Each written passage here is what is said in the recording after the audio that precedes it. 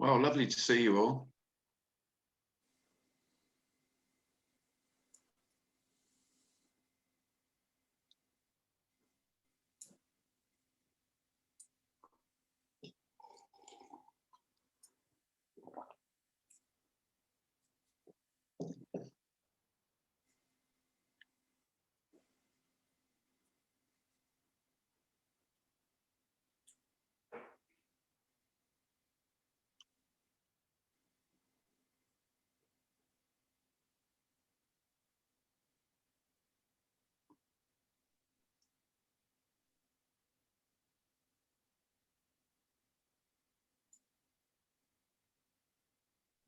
Don't forget to record. Thanks, Cal.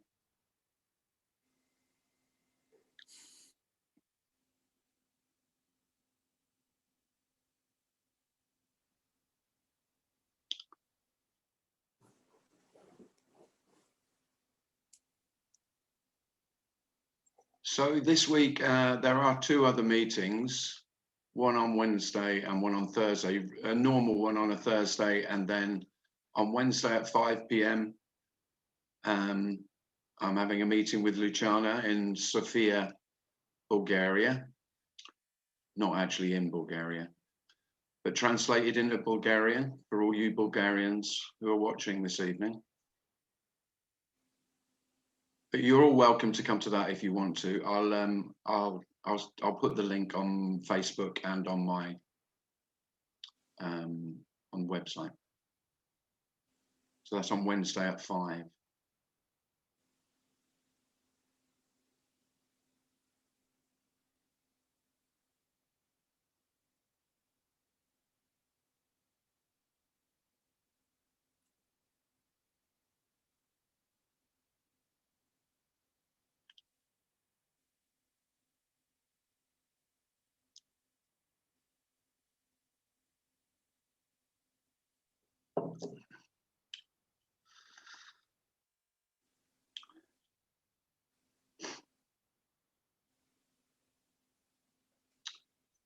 So this message, this communication, this sharing isn't suggesting that life could be or should be a certain way. This is saying life is always the way it is. How could there be another way?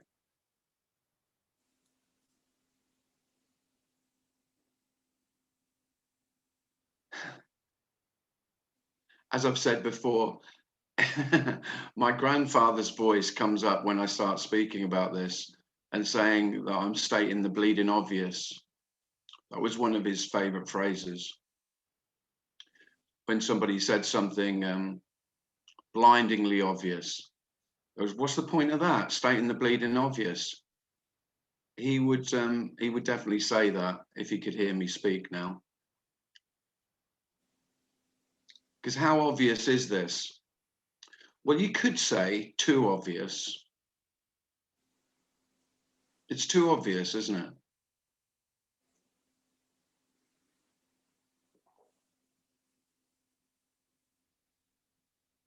And then you could ask the question, well, what's obvious?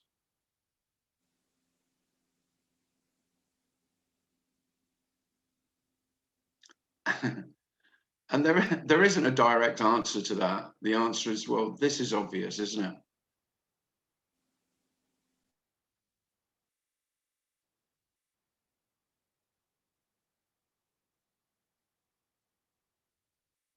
You won't get any answers to asking what this is. You can try and describe how it is, but then they're just descriptions. They're not actually this. This doesn't need a description. It certainly doesn't need an explanation. And really, that's what we're speaking about. We're speaking about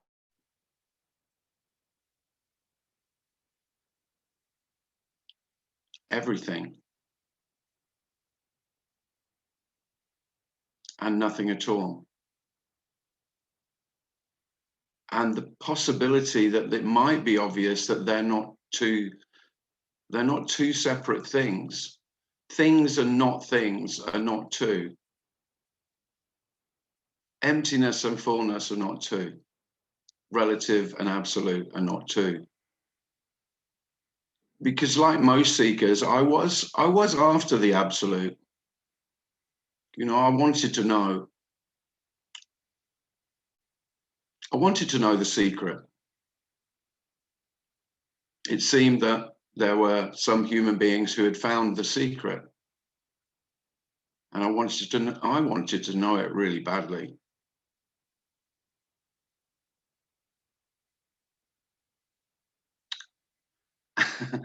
And as cliched as it is, the secret is that there is no secret. I mean, that is such a cliche, but like a lot of cliches, there it is. There's nothing secret here. There's nothing hiding other than hiding in plain view, smacking your face and smacking your ass. It doesn't matter which direction, it's coming at you from everywhere. And it's not actually coming at you. You don't know where it's coming from. It's not coming from anywhere. And yeah, it feels it can feel it's coming from everywhere.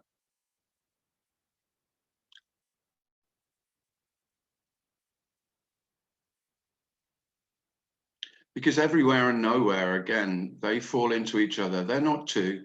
There are no directions until we choose a direction, until we look in a direction, until we say we're traveling in a direction. This is directionless. It's journeyless. It's pathless, and includes all journeys and all paths. We're not talking about the end of the journey either. The journey remains. The story remains.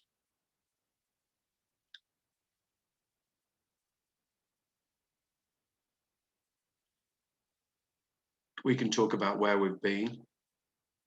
We can talk about where we are. And we can fantasize about where we're going.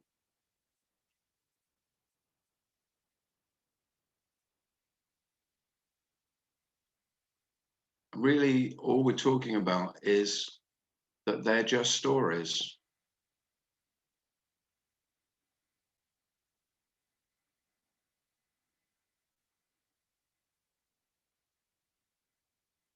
But that's what we have.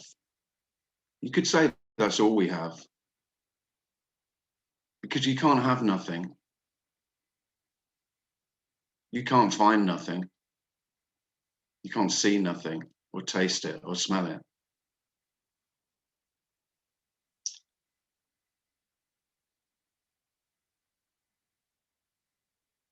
But that emptiness is everything. Every taste, every feeling, every sight, every sound. The sounds are all silent. It's not that there's silence and sounds.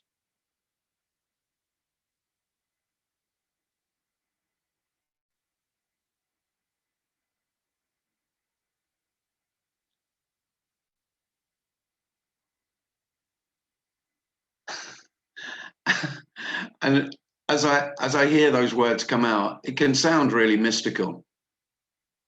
There's nothing mystical about it. The mystery is that you can't know it. But there's nothing mystical.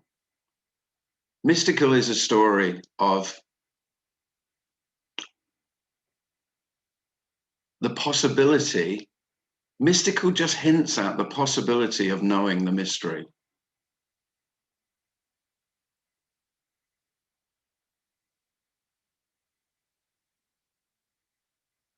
And this has no requirement to be known at all, to be completely known.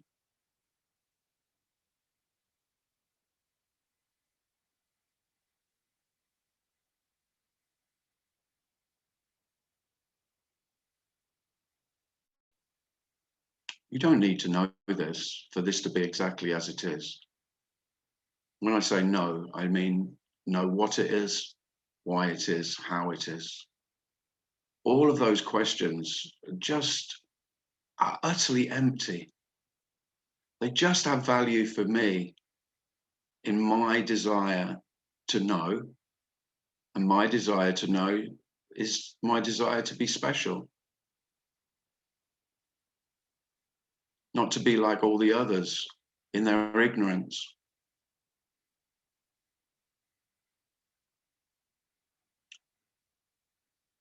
And it seems that the worst thing that can happen for a human being is to have what's usually called an awakening experience, which is a wonderful experience of something extraordinary.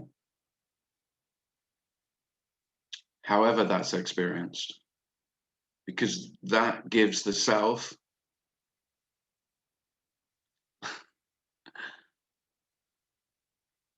just gives it great fuel to go off in search of what it had, seemingly for a moment, a momentary awakening to some knowledge that was then lost. Well, this message is saying this can't be lost, which is the good news. Of course, with it is equally the bad news that it can't be found. No one's ever found this. Something can only be found that's lost. So there's no finding. And although that's hugely disappointing to the one who wanted to find, that's the peace, that's the love, that this can't be found. That's the wonderful news that you don't want. Self doesn't want this news at all. This isn't what I wanted. This is what this is. Not what you want, not what I want, not what any self would want. There's nothing here for you. Life was never about you until you say so. And of course, self is always saying it's about me.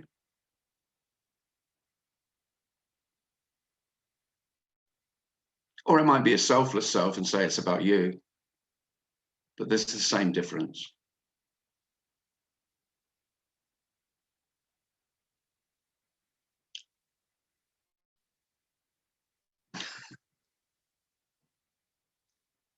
I can't really emphasize enough that I didn't find what I wanted, what I was looking for.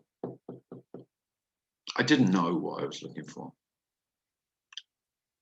But it was special, though. That's really the flavor of anything that self is looking for, is that flavor of specialness.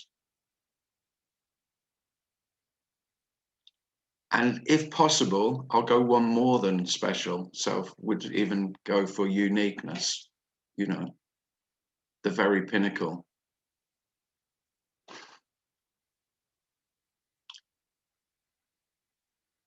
And the amazing, one of the great paradoxes is that without that striving for specialness, everything is equally special in its ordinariness, in its absolute equality. And the equality that I'm speaking of is emptiness.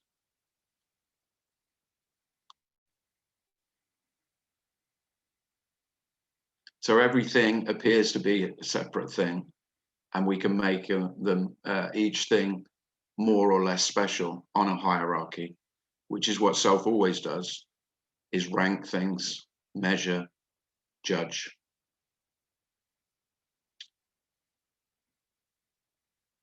And by the way, that doesn't need to stop. That's not a problem, because things are what they are. They're just all equally empty.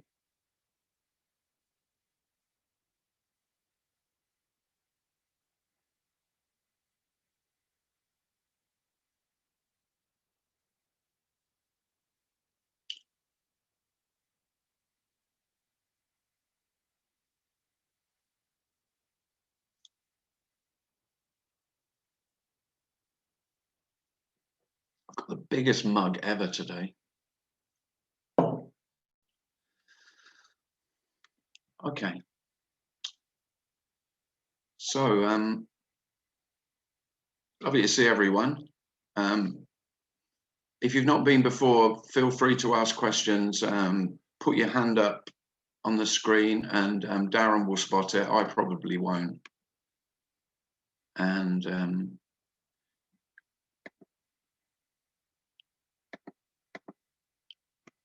you don't have to ask questions though. You could just share something, share how it is.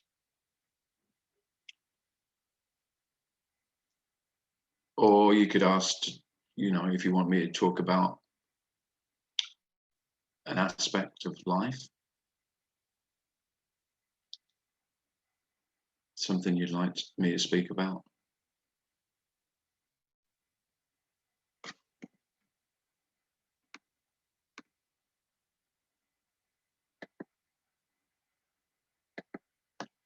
Or not.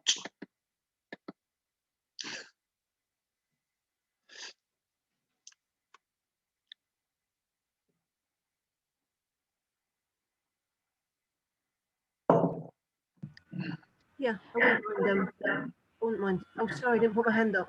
Can I mute myself and put my hand up? Jackie, you go ahead. Sorry, if anyone has their hand up, I'm sorry to jump the queue. That's all right. You jump straight in there.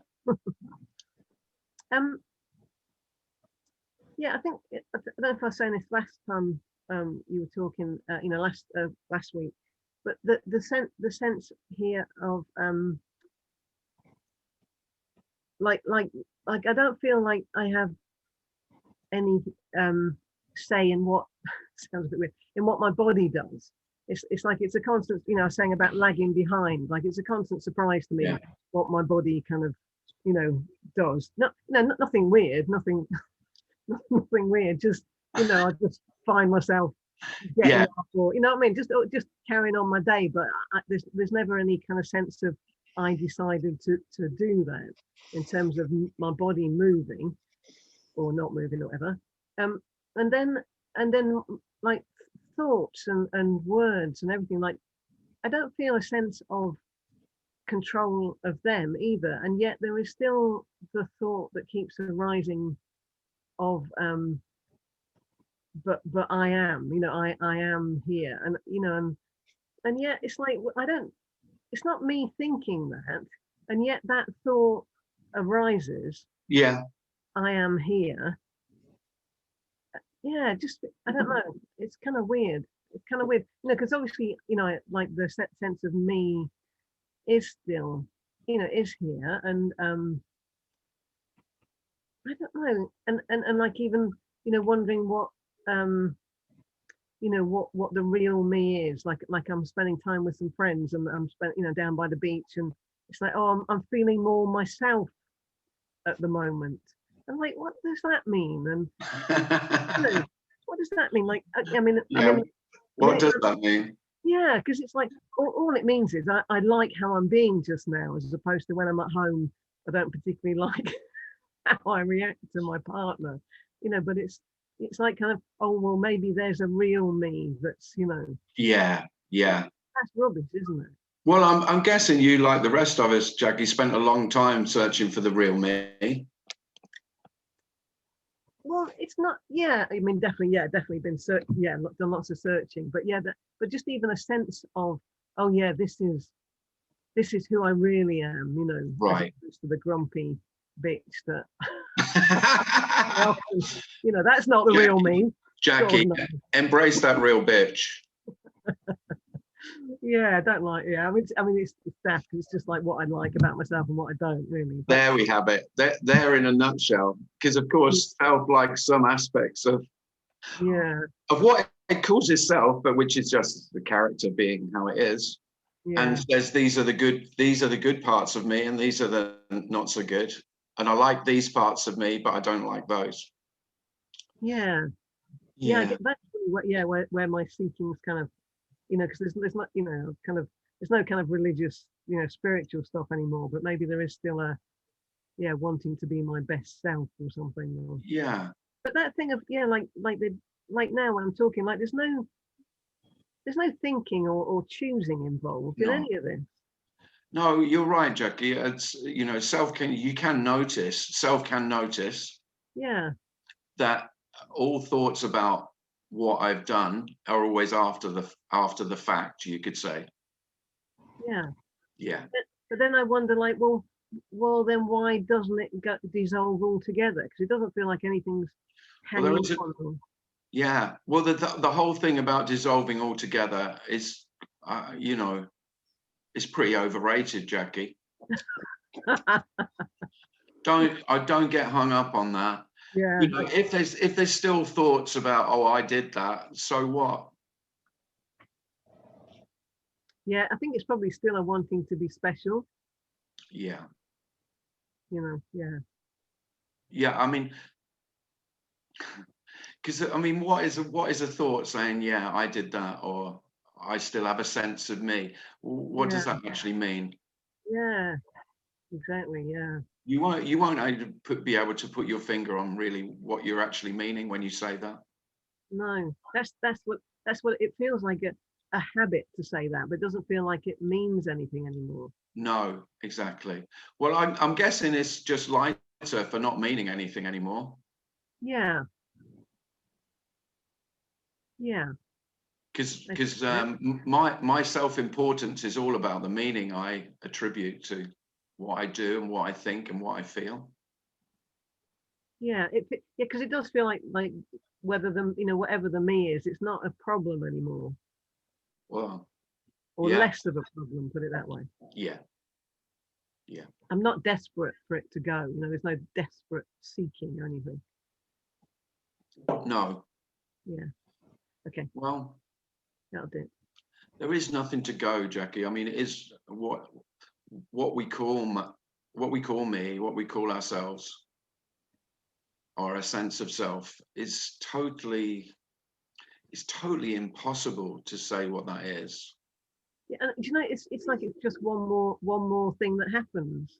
Yeah, you could say It's, that. Yeah. it's like So just something happens and then something else happens that says, oh, that happened to me. yeah, and it's no more important saying, oh, I am, than it is saying, um, I'll have a cup of tea. No, no. Well, just that level of insignificance can bring a lot of relief, I'm sure. Yeah, yeah, on a good day. Nice. Thanks. Thank, I like chatting to you. Oh, it's really nice. thanks, Jackie. Because of course I could say, I mean, you know how I speak about this. I'm not afraid to say I did that, I thought that, I felt that. It's none of all that nonsense, non-duality talk. It's just this is the biggest crock of shit of all time, really. If you hear people speak and they don't like personal pronouns, they're speaking in a new non-dual way. Well, there is no non-dual language. The whole essence of language is duality. That's what it is. There's no escape from that. This is one of the greatest freedoms is that being very obvious that when we're speaking, we are always speaking as a story. That's all we've got. All we can do when we're speaking to in thought or in sharing between us, there's only the stories that we've got to tell each other, and their words are dualistic. Of course they are. All words have an opposite. All words are in a tense in time, so they're all bound. Language is time bound, and we're trying to convey in this time bound medium of language that which doesn't recognize time. We're trying to speak about timelessness and selflessness using a tool that only can speak about me, you, and we, and they, and yesterday, today, and tomorrow.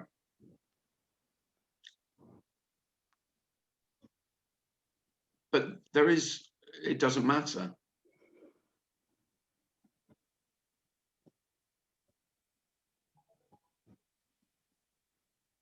it's just seen for what it is. How beautiful that we can speak to each other.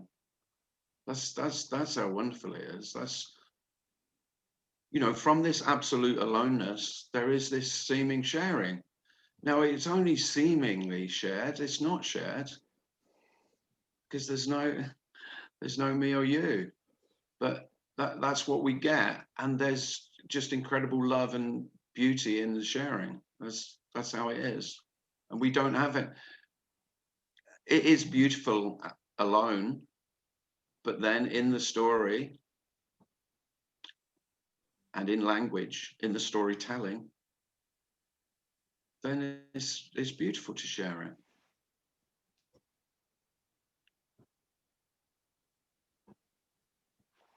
Especially when it's not taken too seriously.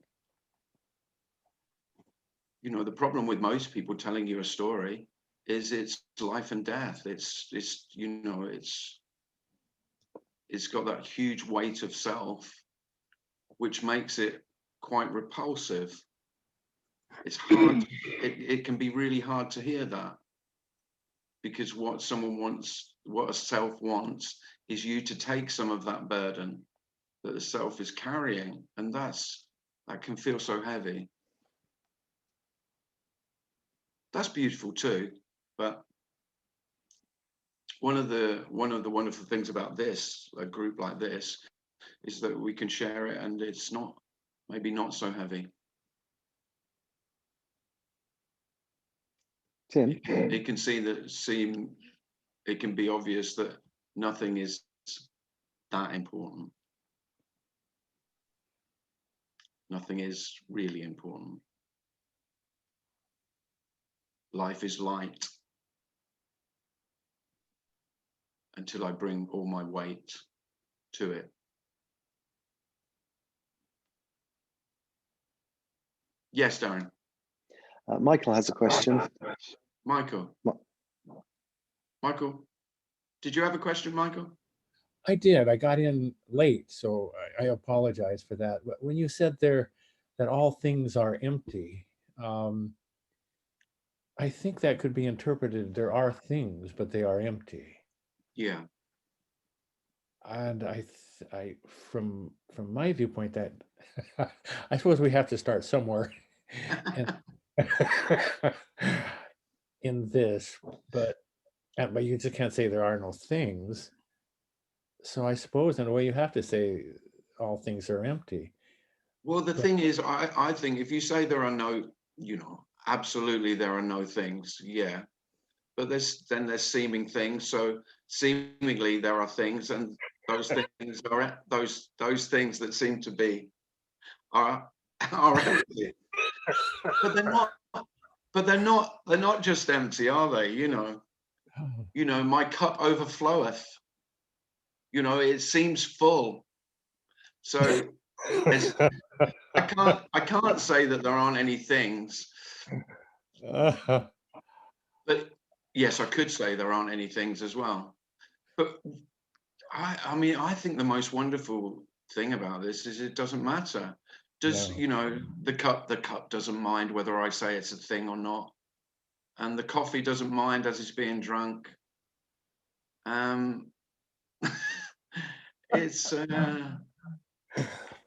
all very light. It's just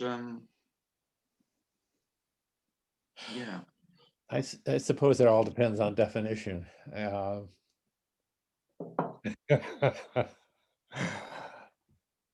But you know, there is seemingly that, you know, there's seemingly Tim Cliss and there's seemingly Michael Markham, you know, as things. That's how it seems. Yeah.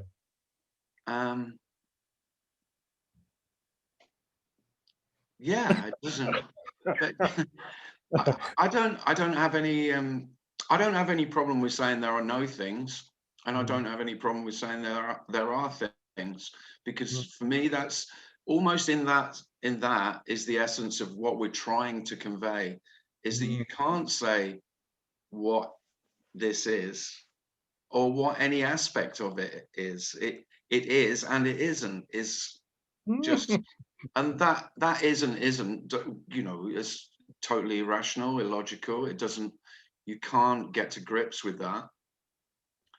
But that's, for me, that's where all the freedom is in the inability for words to name this and to even frame it. You know, what I'm trying to do, you could say, is to frame some kind of description, but this is way beyond description. Does that indicate that there's something beyond description that for No. us there is? No. Not at all. Okay. No, I don't. I don't have any sense of there's any beyond. No. Mm. You know, that's for me.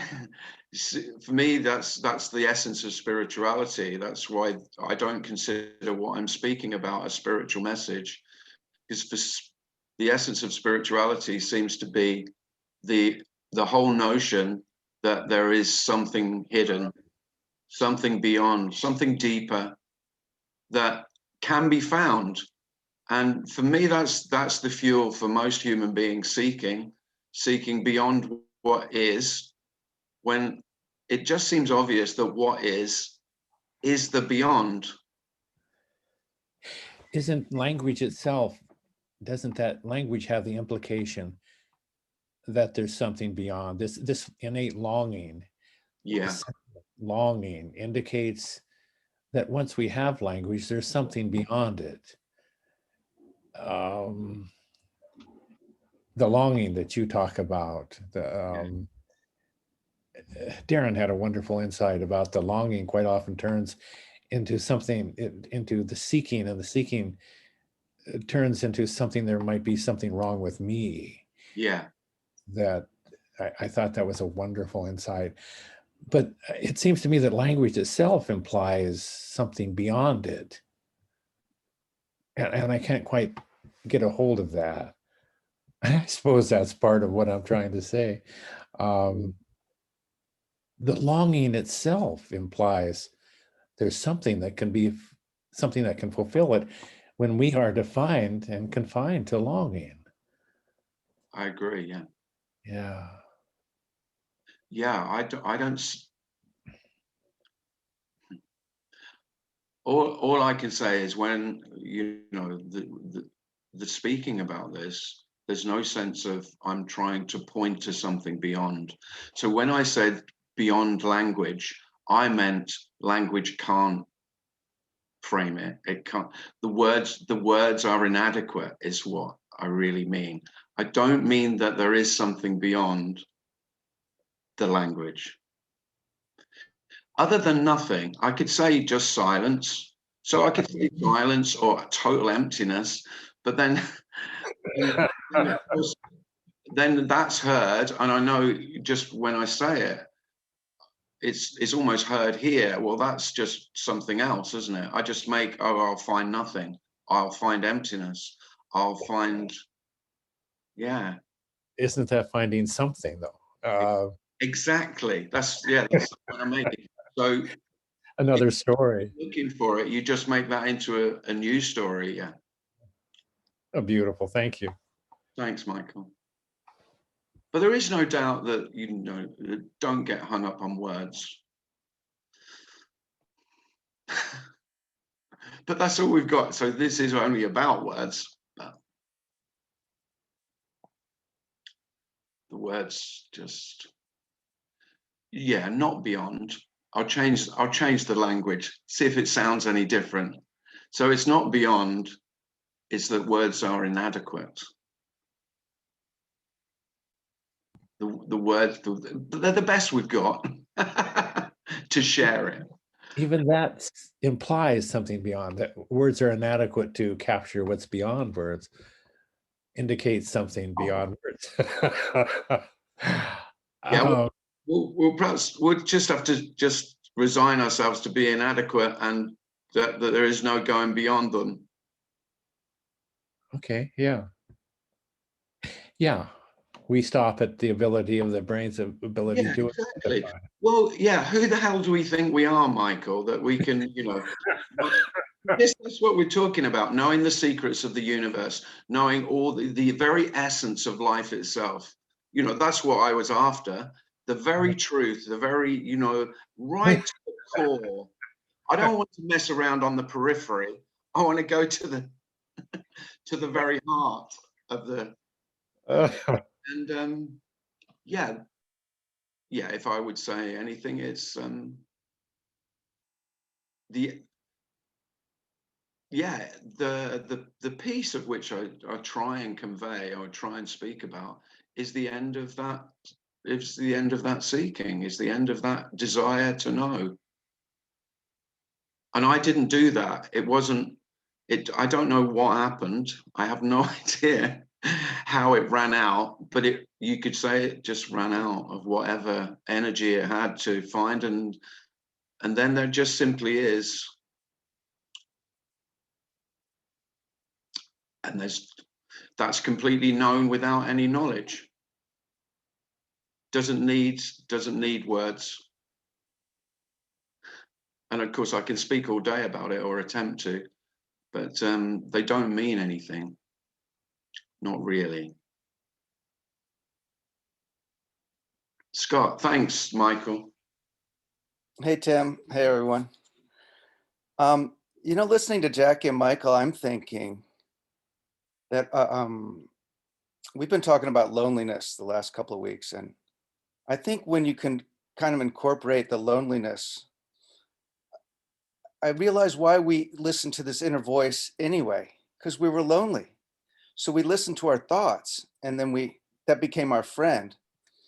And I only say this because what's happening now is I'm not listening to them anymore because I don't need that friendship. I don't need that comfort, but I don't know what happened. It was just like, it was keeping me engaged or distracted or something, because I wanted information and I wanted to know the universe, but I wanted to know it in words, of course. That's what the me does.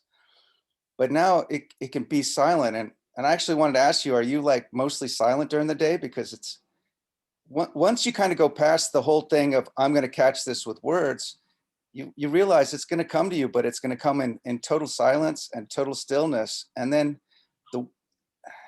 even the need to find out, babysit yourself, who am I, what am I doing? All that's just kind of fading away. But it's like I'm losing this really close friend who was always talking to me and sweet. Yeah. Well, you know, we talk about kids having imaginary friends, don't we? But of course, I am my imaginary friend. I mean, when Jackie said, you know, I'm feeling more myself, I was thinking, why do we do this to ourselves constantly? It's like we're babysitting. It's like, hey, how are you doing? Oh, I'm fine. You know, it's like being a babysitter to yourself, because maybe your parents weren't there when we were 2 or 3. I mean, I'm sure we all, yeah. Yeah, and if you go see a good therapist, if you go and see a therapist, it probably will work on your parental voice, the way that you speak to yourself. You trying to tell me something there, Tim? Go from that chastising, dysfunctional parent that you've adopted as your parental voice of self, to a more compassionate one. Yeah. And self plays that game all the time. But it's not doing it. That's the thing, you know. I haven't got anything to say about that, because if that's how it is, that is how it is. I mean, if you want to change it, go to a therapist. This doesn't have anything to say about, you know, that of making you better. It's quite the opposite. It's saying that there isn't a you to be better. I mean, listening to Michael and thinking, it's not that we get answers to the questions. It's just that we see how impossible it is. Yeah, it can come from finding that are impossible. Yeah. But it can just be that the questions just dry up. You know, you've asked them so many times. You've asked so much of yourself so many times. So it can be that it's more likely that the questions stop than, you know, than the answers. I don't think, what answers would there be? Exactly. It really doesn't matter about any answers. Because what would you do? You'd just be questioning it the next day. Yeah. But when you say but beyond, I think it's this kind of this and that I like about when what you're speaking about is there's just no more that. So it's all this, and then there is no beyond. So you've actually kind of opened up the definition to the edge of the universe, and so there's nothing outside of that. Yeah. And you could call it God, or you can call it nothing, or whatever. It doesn't even need a or earn a description anymore, and so that's relaxing. Yeah, hugely relaxing when this is that and that is this. I just don't have to name it and then have a relationship with it. You know, it's just there. So but you did ask me a question. I think you did ask me, am I silent most of the time? No. Yeah. Because I was a big talker, but now I'm just like indifferent. It's weird. This is the only place I speak about this, but you might have noticed that I like talking, so it's still quite hard to shut me up. I speak less than I used to, probably. I'm not sure. But this isn't about, you know, this is not prescriptive in any way. It has nothing to say about, you know, whether silence is better than loud. Yeah. Or, you know. I remember this thing by this guy Sat Prem, who was a disciple of Aurobindo, and he said, you get to an automatic place where if you're supposed to say something, your mouth says it. And if you're not, your mouth will just not say it. You don't have to worry about, you know, is this the right person to say this to or the right time? He says, you just allow it. So. Yeah, well, of course, it's the end of allowing or not allowing. That's the great freedom is that there's nothing to be allowed. Everything is already allowed. It's happened before you can stop it. Whether you're loud or quiet, it's all allowed. Thanks, Tim. Thanks, Scott.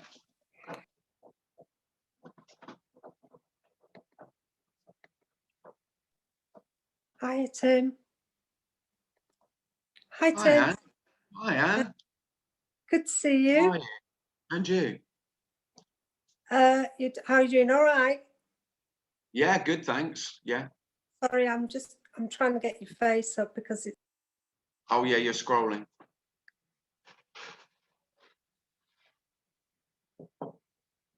You're muted, Anne.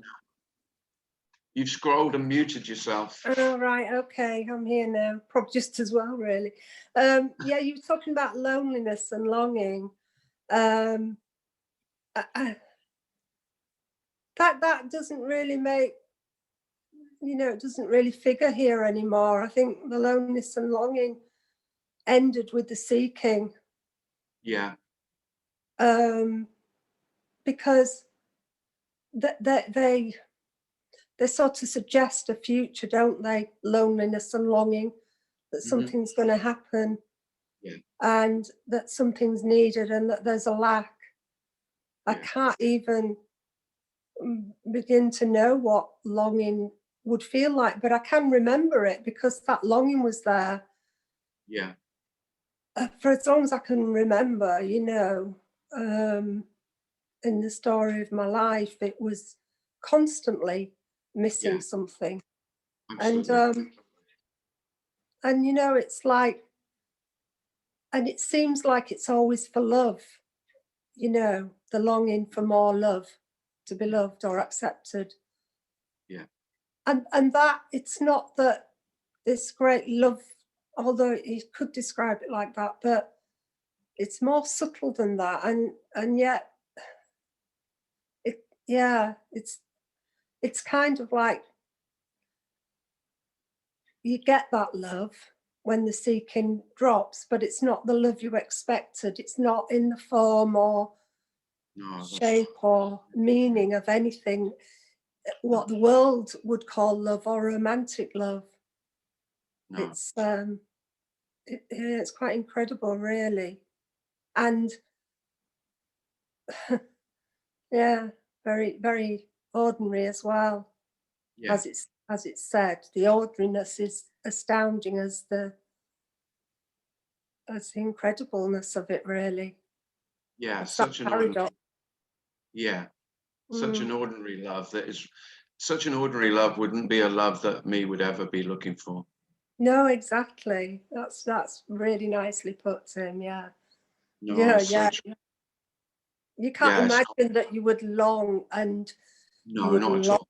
that love, or you would need it, or it would be a lack. You know, No, it's not no, because it is of no use. no use at all. I No. think that's the initial disappointment when the seeking drops and it's sort of, you know, that's like, hang on a minute, this is no use. It's no use at all. No, and so yeah, how has this benefited me? Not at all. How can I? What can I do with this love? Nothing. Yeah, that's why the me could never want it. It's not something that it was looking for at all. It would just And then, of course, I'm trying to speak about it. So then the thought comes up. So how can I share this love? No chance. I know. And of course, that's love as well. The fact that it's Yeah. there's yeah. I don't know. But yeah, that's lovely, Anne. Thanks. That is really Thanks, Tim. that is really lovely.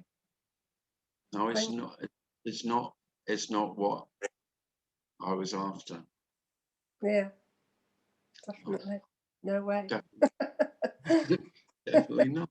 Yeah. Well, yeah, because it's not anything in. Well, when we're using the word love for something that is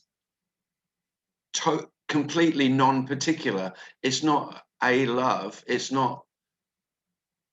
I don't know. It can't be pinned down at all. I mean, how can love be completely empty? Well, that's just ridiculous. Yeah, and really putting the word love on it is not misleading, but you can't put. There's no right word that would. No, but you can't describe- help but you can't help but use the word. I did try not to, Anne, but then it just comes out anyway. I do try and restrict my, how many times I say it, or I don't want to speak about it all the time, because I think it'd be hugely misleading, because I know how love was heard by me. Mm. And what I'm using the word love to try and convey is nothing that I would have considered love. Yeah. Really. Yeah. Thanks, Anne. That was lovely.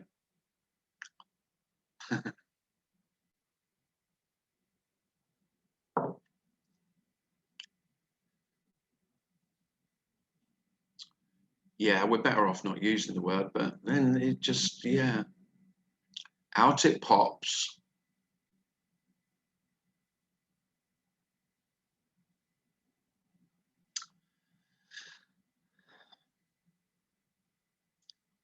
So has anyone got anything else they'd like to ask or share?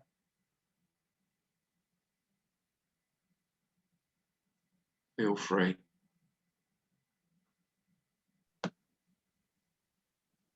If you're not sure how to put your hand up, you can just unmute and ask your question.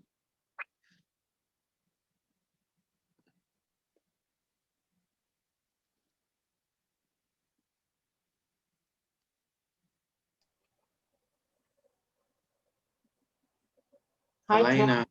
Whoops. Hi, Alice. Yeah, you go ahead, Alice. I seem to have lost my interest in seeking, and I have been listening to you, and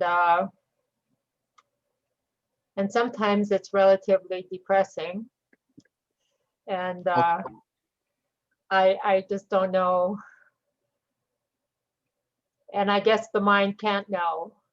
I think what I just need to do is keep listening to you, and it's very hopeful. And I'm really grateful the seeking is not working because it never did. And I don't really know what my question is, but it's like I feel like I'm moving over to another bridge, and I'm glad to be doing it, but I don't know where I'm going. The good news is no one knows where they're going, but quite a lot of people will tell you they do know. The great news is that you're in exactly the same boat as the rest of us, Alice, in that you have no idea. And that is how it is for every human being. It's just that the vast majority will disagree with you and say, no, they're pretty sure they know where their head is. You know, that's the great illusion. You know what's coming.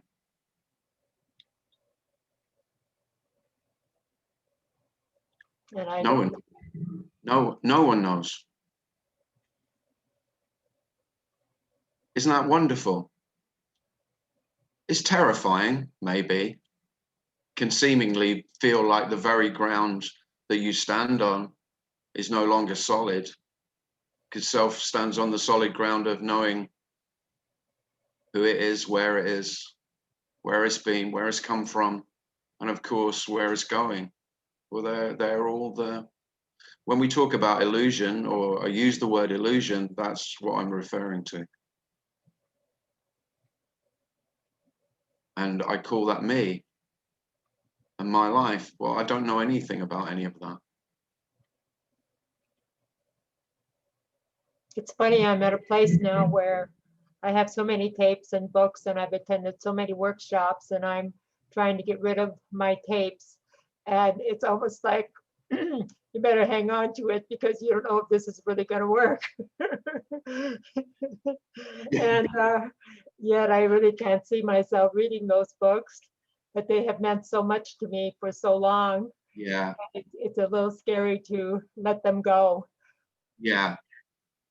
Yeah, I would suggest a big bonfire, but you know, when you're ready. Yes. Yeah. There could be great pleasure in having a funeral pyre for all those beloved books. Yes. Apart from mine, don't burn that. Apart from, I'm sorry, what'd you say? Apart from my book, don't burn that. I love your book, Tim. Thank you. But yeah. Yeah. Yeah, there was great pleasure in giving them all. I gave all my books, all my non-duality books, to a friend of mine who really appreciated them and would devour them just as I had done. So there was great pleasure in giving them to someone who would get pleasure out of them. Yes. I can give mine to the library, which I think I will do. Yeah. But I know what you mean. They do seem very precious, don't they? Yes. Whilst they seem precious, yeah. Yeah, they can feel like that. They seem to have served a purpose in my life. Yeah. Yeah. Thanks, you. Alan.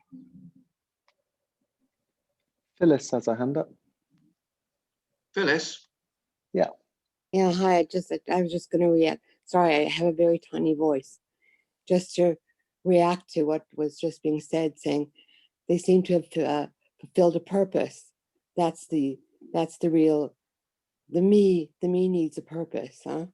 There is no purpose. There are no goals. This is totally purposeless, useless. Huh? So the idea that anything serves anything is the role of becoming. The idea of becoming, going somewhere, that any of this is going somewhere, and it's not. You're not becoming a better person or a worse person because you aren't. There isn't a you. The character gets older and fatter or thinner or gets married or divorced, but that isn't what's really happening. That's just kind of like, I don't know what you'd call it, just sort of glitter on the screen, huh? Nothing is becoming. So there's nothing to say those books served a purpose. No, they didn't. In the story they do. Yeah. The story of me, I learned a lot from those books, huh? I'm a smarter person because of those books. That whole thing that this has a goal and that you can, like, this is not a self-improvement course, huh? You know, non-duality and self-improvement are just kind of mutually exclusive, huh? Yeah, this is the end of the self-improvement course. Yeah, right. No more self-improvement. We want we can't even say self-demolishment because there never was one. No. But yeah, so if you want self-improvement, you got to go to therapy or, chakra courses or, Yeah. Oh, there's endless opportunities for yeah, that. yeah, and there's nothing wrong with self-improvement. It's just that Oh, this, if you have like 80 years to spend on this earth, supposedly, apparently, you might as well have a prettier prison, I guess, huh? Yeah. But then, it's lovely. It's lovely to hear you, Phyllis. yeah, my voice is crap, isn't it? It's real rubbish. I have no voice. But glad to connect with you, Tim. Nice. Yeah, and you, Phyllis. Very nice. Thanks.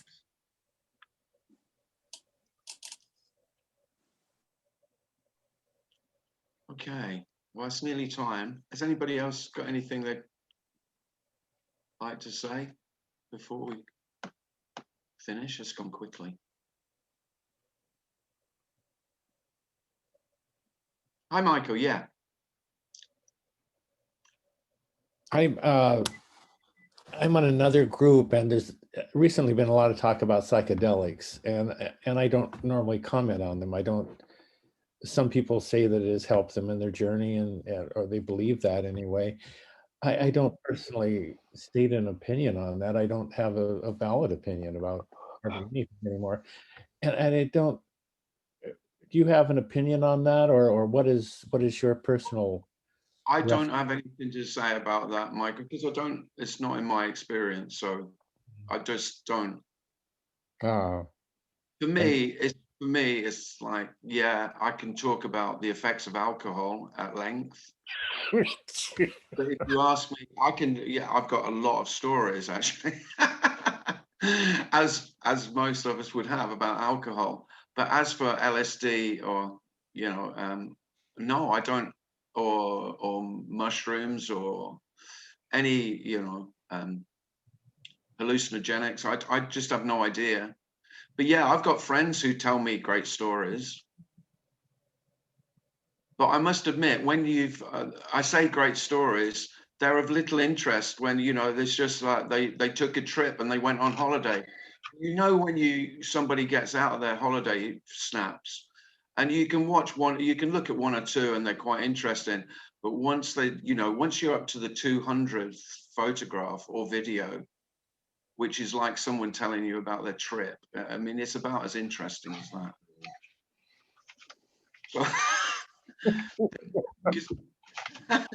So if anyone says about it, I go, yeah, it's my interest is quite brief. Thank you.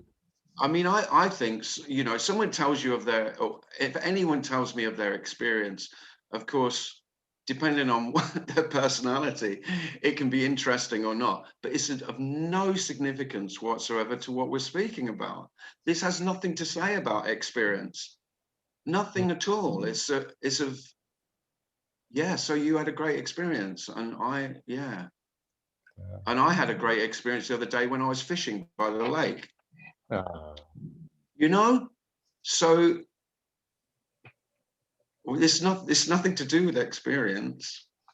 Experiences just come and go. just fleeting, isn't it? It's just ephemeral. And yeah, don't get me wrong, yeah, the joy is in that, in beautiful experiences, but in terms of what we're speaking about, I can't imagine that it has any significance at all, but I don't know that. Thanks, Michael. Thank you. Because if I said about, when I was, I've been drunk quite a lot, but when I was really drunk once, and I saw all kinds of things, loads of magical things happened. And then I couldn't get out of bed because I was alcohol poisoned, and I couldn't get out of bed for the next 2 days. So, that was not so good. But one's not more significant than the other. The lying in bed puking, or the transcendental experience, drug induced or not, one is not more this than the other. This isn't speaking about any kind of experience. But all experiences. Yeah. Okay. Sorry, Yeah. was there one more thing, Anne? Yeah, I was just going to say about experience that strikes, it's just so obvious that there is no experience, and experience is an appearance. Yeah. But there is seeming. Yeah, Seems that's like, what I mean. That's what I'm saying, that it's an appearance, it's a seeming experience, but actually, I would say the experience here is empty. yeah. It's completely and utterly empty. Yeah. But experience appears. Mm. I mean, I tend not to use the word experience because, I mean, there isn't a right word, but of course it does. The word experience really massively implies the experiencer of an experience. It just does. Yeah. The nature of that word, more than, slightly more. All words do that, but slightly more, I think the word experience does. And it doesn't matter. But yeah, experience is, I mean, an experience is, of course, it's an event in time. And but if you're telling a story, that's all you're talking about, that's all you're sharing. I think experience, doesn't it suggest the senses of experiencing touch and smell and these things? That's all experiences, isn't it? Yeah. And so touch and smell and hearing, all that are appearances. Yeah, but that's all there is. If we didn't have appearances, Anne, then it would just all be empty. Yeah, could I just jump in there, Tim? Say that it's not the experiences happen or apparently happen, but there is no one there at the end of the me, or the end of identification is the end of the experiencer. Yeah. It's not the question of experience or not. Yeah. Stuff happens. Happiness stuff happens, go on, but it's not happening for or to anyone. So I think it's the teacher, the writer, the doer, the ER thing is what we're rid of, or what never existed. Yeah. Thanks. Yeah, that explains exactly what I was trying to say. The end of the experiencer. That was what I was trying to say, but obviously. No, it isn't. It's not the empty experience. Yeah, but that's not. Yeah, but that's not what I said. I said there's experience, there's happening, but for nobody. Yeah, because I could say, I mean, really, I could say experiencing is really kind of different, perceiving, sensing, feeling, tasting, smelling. It's not mine.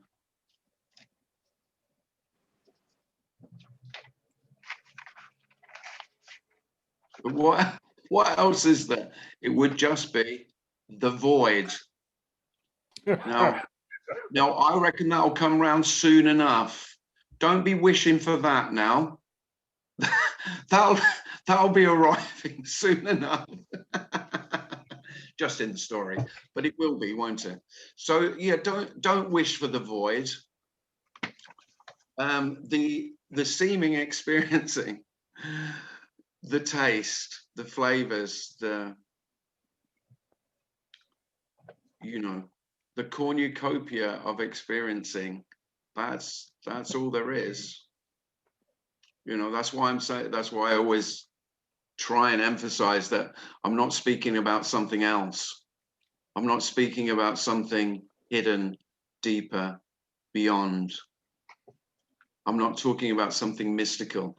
I'm talking about natural, or attempting to, just life being naturally how it is. And overlaid on that, for most human beings, is the illusion that it's happening to me. It's happening by me. It's happening for me. Well, it's just happening. Yes, indeed, indeed. I Right. think when it's like, if you say it's just this or it's just happening, Yeah. that it's also not quite complete, because it is the void as well. It is. Oh yeah. Yeah, it's that simultaneous, that- like everything is totally real until the emptiness is so obvious as well as it being real. It's Yes. you can't divide the two. No. They're simultaneous. But the emptiness is screaming emptiness. It's not just a boring emptiness. It's a live, screaming emptiness. You could call it this deafening silence, Anne. Thank you. That's what you could call it. You could. I love that, Tim. You One are better term. And it sounds like I've set you up there. I'm a plant. You told me to say that. I was thinking as well, just before you go, I was thinking as well about who asked the question about the psychedelic trip. I can't remember, but my memory of that when I was younger is that what we're talking about, this emptiness, this stillness, that wasn't affected by a psychedelic trip. The trip wasn't outside of that. That it was unchanged either whether you're walking down the street or having a psychedelic trip. Well, yeah, that obviously. Yeah. Yeah. It's all empty, as Anne has emphasized this evening. I haven't said emptiness enough for Anne tonight. I am driving people mad with that word. To give my book a plug, which you've all got by now, so there's no point. I need it, Come on, the rest of you. Anyway, I am hoping to do an audio of the book, because apparently that's a lot of people like listening. But I'm not sure whether it's good with my voice reading it, but that's the plan. So I'm going to hopefully do that shortly. Sit in a room on my own, reading my own useless, pointless words to myself. What more could be? Yeah, what more could you ask for? There's a fun few days ahead. That's authenticity for you. Well, thanks ever so much for coming. Lovely to see you all. So you're welcome to come on Wednesday if you'd like to, and then I'll send invitations for Thursday. Thanks. Tim. Take care, everyone. Tim. Thanks. Thanks, Tim. Thanks. Bye, everyone. See you soon. Thanks, Tim. Bye-bye. Thanks. Bye, Rogier. Bye, Tim.